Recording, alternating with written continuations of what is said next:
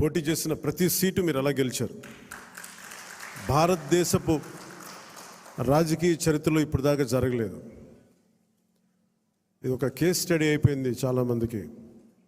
చాలా పటిష్టమైన ఉన్నతమైన పొలిటికల్ ఇన్స్టిట్యూషన్స్కి వీటన్నిటికీ ఒక స్టడీ మెటీరియల్ అయిపోయింది, ఎలా సాధ్యపడింది అనేది. నేను ఇదే వేదిక పైన ఈరోజు ఒకప్పుడు ఈ వేదిక చాలా పెద్దగా అనిపించేది నాకు. మన సైజు పెరగటం వల్ల, పార్టీ సైజు పెరగటం వల్ల ఈరోజు ఈ వేదిక చాలా చిన్నది అయిపోయింది. ఇదివరకు ఇదే హాల్ చాలా పెద్దగా అనిపించేది నాకు. అంటే ఎక్కువ జనం ఉండేవాళ్ళు ఆ రోజున. యాక్చువల్గా కిటకిట్లు ఆడిపోయేది, చాలా పెద్దగా అనిపించింది. కానీ ఈరోజు తక్కువ మంది ఉన్నా కానీ ఇంత చిన్నగా ఉందంటే ఆఫీస్ అనిపించింది. అంటే నాకు అనిపించింది ఏంటంటే, మనకు సాధించిన విజయం ఈ ఆఫీస్ కూడా సరిపోవట్లేదు. ఇది ప్రత్యేకంగా మనం సాధించిన విజయం చాలా గొప్ప విజయం. అది ఇదే మనం దెబ్బతిన్న మన పరాజయం కానీ, మనం తిన్న దెబ్బలు కానీ ఇంకెవరన్నా తగిలిండుంటే కనీసం ఒక పక్షం రోజులు కూడా నడిపేవారా అని అనిపిస్తుంది. మీరు చూశారు, ఒక రాష్ట్రానికి ముఖ్యమంత్రిగా చేసిన వ్యక్తి ఓడిపోగానే అసెంబ్లీలు కూడా లేకుండా వెళ్ళిపోయారు. ఓటమి అంత భయపడుతుంది మనిషిని.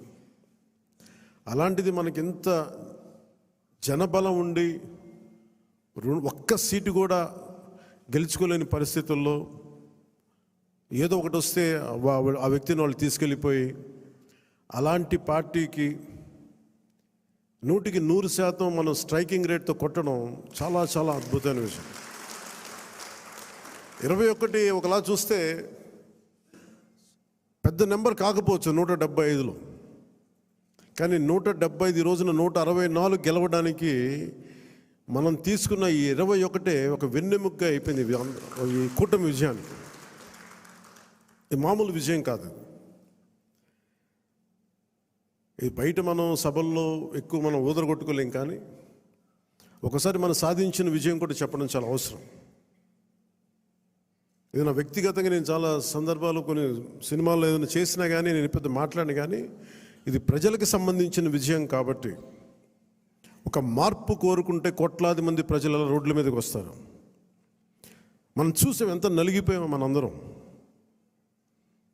ఇందాక పెద్దలు మనోహర్ గారు చెప్తున్నట్టుగా రోడ్డు మీదకి రావాలంటే భయపడిన సంవత్సరాలు అవన్నీ. ఒక పోస్ట్ పెట్టాలంటే భయం అందరికీ. ఏదైనా ఒక అభిప్రాయం చెప్పాలంటే భయం.